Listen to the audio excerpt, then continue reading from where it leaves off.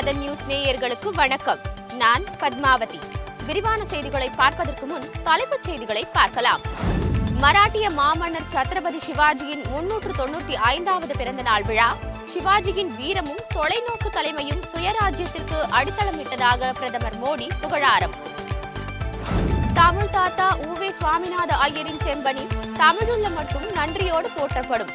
உவேசாவின் பிறந்த நாளை ஒட்டி முதலமைச்சர் ஸ்டாலின் எக்ஸ் தளப்பதிவு. புதுக்கோட்டை அருகே பள்ளி மாணவிகளிடம் பாலியல் துன்புறுத்தலில் ஈடுபட்ட உதவி தலைமை ஆசிரியர் போக்சோ வழக்கில் கைது. பணியிடை நீக்கம் செய்து கல்வித்துறை அதிகாரிகள் நடவடிக்கை. தமிழகத்தில் பள்ளி குழந்தைகளை பாதுகாப்பதில் திமுக அரசு தோல்வி.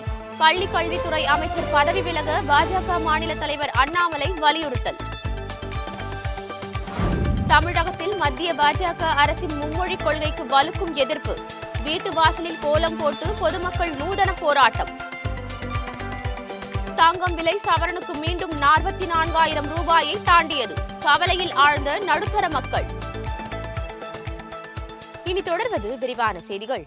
உவேசாவின் செம்பனி தமிழுள்ள மட்டும் நன்றியோடு போற்றப்படும் என அவரின் பிறந்த நாளை ஒட்டி தமிழக முதல்வர் ஸ்டாலின் புகழாரம் சூட்டியுள்ளார். இதுகுறித்து அவர் வெளியிட்டுள்ள எக்ஸ் தள பதிவில், தொல்லியல் சான்றுகளால் இன்று நாம் மெய்ப்பித்து வரும் தமிழின் தொன்மையையும் பண்டை தமிழரின் வாழ்வியலையும் பழந்தமிழ் இலக்கியங்கள் வழியே வெளிக்கொணர்ந்த தமிழ் தாத்தா உவேசாவின் பிறந்த நாள் இன்று கொண்டாடப்படுகிறது என குறிப்பிட்டுள்ளார். மண்ணிலும் தீயிலும் மறைந்து போகவிருந்த தமிழர் வரலாற்று சுவடிகளை பதிப்பித்த அவரது செம்பனி தமிழுள்ள மட்டும் நன்றியோடு போற்றப்படும் என முதலமைச்சர் குறிப்பிட்டுள்ளார். மராட்டிய மாமன்னர் சத்ரபதி சிவாஜி வளமான இந்தியாவை கட்டியெழுப்ப நம்மை ஊக்குவிக்கிறார் என பிரதமர் மோடி தெரிவித்துள்ளார். சத்ரபதி சிவாஜியின் 395வது பிறந்த நாள் இன்று கொண்டாடப்படுவதையொட்டி பிரதமர் மோடி அவருக்கு புகழாரம் சூட்டியுள்ளார். இது தொடர்பாக பிரதமர் வெளியிட்டுள்ள எக்ஸ் தள பதிவில், சத்ரபதி சிவாஜியின் வீரமும் தொலைநோக்கு தலைமையும் சுயராஜ்யத்திற்கு அடித்தளமிட்டன என குறிப்பிட்டுள்ளார். சத்ரபதி சிவாஜியின் தைரியம் மற்றும் நீதியின் மதிப்புகள் பல தலைமுறைகளை ஊக்கப்படுத்தியது என்றும், அவர் ஒரு வலுவான தன்னம்பிக்கை மற்றும் வளமான இந்தியாவை கட்டியெழுப்ப நம்மை தொடர்ந்து ஊக்குவிக்கிறார் என்றும் பிரதமர் மோடி புகழாரம் சூட்டியுள்ளார். நாட்டின் 26வது தலைமை தேர்தல் ஆணையராக ஞானேஷ்குமார் இன்று பதவியேற்றுக் கொண்டார். தலைமை தேர்தல் ஆணையர் ராஜீவ்குமார் ஓய்வு பெறுவதை தொடர்ந்து புதிய தலைமை தேர்தல் ஆணையராக ஞானேஷ்குமார் தேர்வு செய்யப்பட்டார். இதைத் தொடர்ந்து புதிய தலைமை தேர்தல் ஆணையராக ஞானேஷ்குமார் நியமிக்கப்படுவதாக குடியரசுத் தலைவர் முர்மு முறைப்படி அறிவித்தார். உச்சநீதிமன்றத்தில் இது தொடர்பான வழக்கு விசாரிக்கப்பட உள்ள நிலையில் அவசரமாக நள்ளிரவில் புதிய தலைமை தேர்தல் ஆணையர் அறிவிக்கப்பட்டதாக காங்கிரஸ் கட்சி ஏற்கனவே குற்றம் சாட்டியது. இந்த நிலையில் நாட்டின் 26வது தலைமை தேர்தல் ஆணையராக ஞானேஷ்குமார் இன்று பதவியேற்றுக் கொண்டார். வரும் 2029ஆம் ஆண்டு ஜனவரி மாதம் 26ஆம் தேதி வரை தலைமை தேர்தல் ஆணையராக ஞானேஷ்குமார் பதவி வகிப்பார். தமிழக சட்டமன்ற பேரவை மதிப்பீட்டு குழுவினர் தேனி மாவட்டத்தின் பல்வேறு பகுதிகளுக்கு சென்று ஆய்வு மேற்கொண்டனர். பேரவை மதிப்பீட்டு குழு தலைவர் காந்திராஜன் தலைமையில் முன்னாள் அமைச்சர் OS மணியன், சேவூர் ராமச்சந்திரன் உள்ளிட்ட சட்டமன்ற உறுப்பினர்கள் அடங்கிய குழுவினர் இந்த ஆய்வில் பங்கேற்றனர். தேனி பங்களாமேடு பகுதியில் தேசிய நெடுஞ்சாலைத்துறை சார்பில் கட்டப்பட்டு வரும் மேம்பாலம் பணிகள் எப்போது முடியும் என நெடுஞ்சாலைத்துறை அதிகாரிகளிடம் இக்குழுவினர் கேட்டு அறிந்தனர். இதனைத் தொடர்ந்து பெரியகுளம் வேளாண்மை இயற்கை இடுபொருள் மையத்தை பார்வையிட்ட குழுவினர் விவசாயிகளுடன் ஆலோசனை நடத்தி அவர்களுக்கான நலத்திட்ட உதவிகளை வழங்கினர். பின்னர் ஊரக வளர்ச்சி முகாமை அலுவலக கூட்ட அரங்கில் மாவட்டத்தின் பல்வேறு துறை சார்ந்த அதிகாரிகளுடன் இக்குழுவினர் ஆலோசனை நடத்தினர். புதுக்கோட்டை மாவட்டத்தில் பள்ளி மாணவிகளிடம் பாலியல் சீண்டலில் ஈடுபட்ட உதவி தலைமை ஆசிரியர் போக்சோ வழக்கில் கைது செய்யப்பட்டுள்ளார். அரிமளம் அருகேயுள்ள அரசு உயர்நிலைப் பள்ளியில் உதவி பேராசிரியராக பணியாற்றி வரும் 58 வயதான பெருமாள் என்பவர் பாலியல் சீண்டலில் ஈடுபட்டதாக பாதிக்கப்பட்ட மாணவிகள் 7 பேர் மாவட்ட குழந்தைகள் நல பாதுகாப்பு குழுமத்திற்கு தகவல் தெரிவித்தனர். இதன் அடிப்படையில் காவல்துறையினர் உதவி தலைமை ஆசிரியர் பெருமாளிடம் விசாரணை நடத்தி போக்சோ சட்டத்தில் அவரை கைது செய்தனர். பின்னர் புதுக்கோட்டை மகிழா நீதிமன்ற வளாகத்தில் ஆஜர்படுத்தப்பட்ட அவரை வரும் மார்ச் மாதம் 4ஆம் தேதி வரை சிறையில் அடைக்க நீதிபதி உத்தரவிட்டார். இதையடுத்து அவரை போலீசார் புதுக்கோட்டை சிறையில் அடைத்தனர். மாணவிகளிடம் பாலியல் சீண்டலில் ஈடுபட்ட பெருமாளை சஸ்பெண்ட் செய்து புதுக்கோட்டை மாவட்ட முதன்மை கல்வி அலுவலர் சண்முகம் நடவடிக்கை மேற்கொண்டுள்ளார்.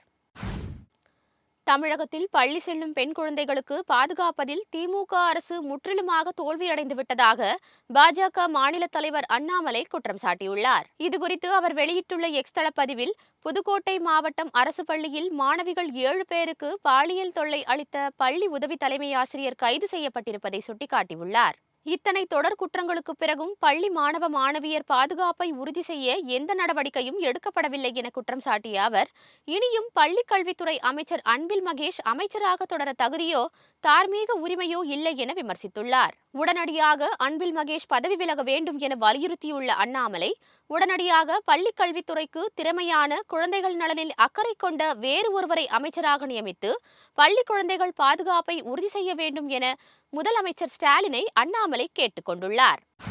தமிழகத்தில் மலையேற்ற சுற்றுலாவுக்கு வரும் ஏப்ரல் மாதம் 15ஆம் தேதி வரை வனத்துறை தடை விதித்துள்ளது. வெயிலின் தாக்கம் அதிகரிக்கும் போது காட்டுத்தீ போன்ற ஆபத்துகள் ஏற்படும் என்பதால் மலையேற்ற நடைபயணத்திற்கு ஏப்ரல் 15ஆம் தேதி வரை தடை விதிக்கப்பட்டுள்ளது. தமிழகத்தின் இயற்கை எழில் கொஞ்சும் மலைகள், வனங்களில் அனுமதிக்கப்பட்ட இடங்களில் மலையேற்றம் செய்யும் திட்டத்தை தமிழக அரசு கடந்த ஆண்டு தொடங்கியது.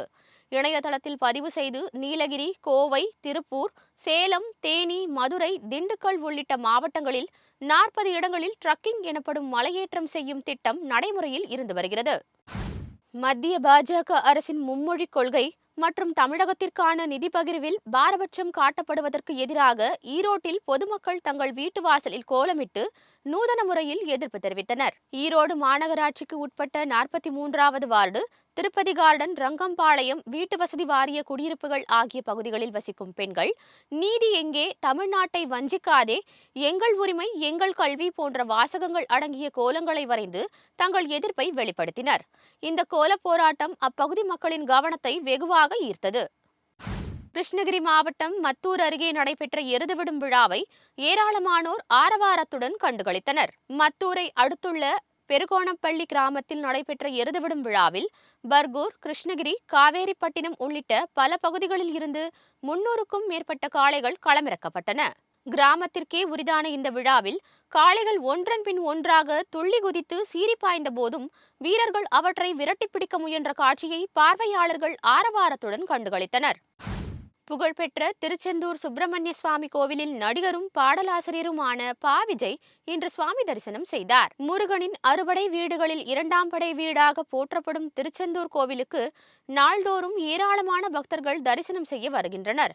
திருவிழாக்கள் மற்றும் விடுமுறை நாட்களில் இந்தியாவின் பல்வேறு பகுதிகளிலிருந்து மட்டுமல்லாதும் வெளிநாடுகளிலிருந்தும் பக்தர்கள் இங்கு வருகை தருகிறார்கள். பாடலாசிரியர் பா. விஜய் இன்று கோவிலுக்கு வருகை தந்து சுவாமி தரிசனம் செய்தார். மூலவர் சண்முகர், வள்ளி தெய்வானை பெருமாள், தட்சிணாமூர்த்தி மற்றும் சத்ருசம்ஹாரமூர்த்தி ஆகிய சுவாமிகளை அவர் வணங்கினார். பின்னர் கோவிலுக்கு வந்த பக்தர்கள் அவருடன் புகைப்படம் எடுத்தும் செல்ஃபி எடுத்தும் மகிழ்ந்தனர். சென்னை வேளச்சேரி பரங்கிமலை இடையே வரும் ஜூன் மாதம் முதல் பறக்கும் ரயில் சேவை தொடங்கப்படும் என தெற்கு ரயில்வே தெரிவித்துள்ளது. கடந்த 2008ஆம் ஆண்டில் 495 கோடி ரூபாய் செலவில் சென்னை வேளச்சேரி முதல் பரங்கிமலை வரை 5 கிலோமீட்டர் தூரத்திற்கு ரயில் பாதை அமைக்கும் பணி தொடங்கியது. 4.5 கிலோமீட்டர் தூரத்திற்கு 167 துண்டுகளுடன் இந்த ரயில் பாதை அமைக்கப்பட்டுள்ளது. இந்த ரயில்வே பணிக்காக ஆதம்பாக்கம், தில்லைகங்கா நகர் பகுதியில் நிலம் கையகப்படுத்துவதில் சிக்கல் நீடித்ததால் பணிகளை முடிக்க தாமதமானது. நீதிமன்றம் மூலம் பிரச்சினைக்கு தீர்வு காணப்பட்டதை அடுத்து பறக்கும் ரயில் மேம்பால பணிகள் தற்போது 70% நிறைவடைந்துள்ளதாக தெரிவிக்கப்பட்டுள்ளது. இதனால் வேளச்சேரி பரங்கிமலை இடையே விரைவில் ரயில் சேவை தொடங்கும் என்றும் அறிவிக்கப்பட்டுள்ளது. சென்னையில் ஆபரண தங்கத்தின் விலை சவரன் மீண்டும் 64,000 ரூபாயை தாண்டியுள்ளது. ஆபரண தங்கத்தின் விலை இம்மாதத்தின் முதல் வாரத்தில் சவரன் 64,000 ரூபாயை தாண்டி சாமானிய மக்களை அதிர்ச்சியடைய செய்தது. தொடர்ந்து விலை உயர்ந்து வந்த நிலையில் தற்போது மீண்டும் சவரன் 64,000 ரூபாயை தாண்டியுள்ளது. சென்னையில் ஆபரண தங்கத்தின் விலை சவரனுக்கு 520 ரூபாய் உயர்ந்து ஒரு சவரன் 64,280 ரூபாய்க்கு விற்பனையாகிறது. கிராமுக்கு 65 ரூபாய் அதிகரித்து 1 கிராம் தங்கம் 8,035 ரூபாய்க்கு விற்பனை செய்யப்படுகிறது. வெள்ளியின் விலையில் மாற்றமின்றி 1 கிராம் 108 ரூபாய்க்கு விற்பனை செய்யப்படுகிறது. இத்துடன் இந்த செய்தி அறிக்கை நிறைவடைகின்றன. வணக்கம்.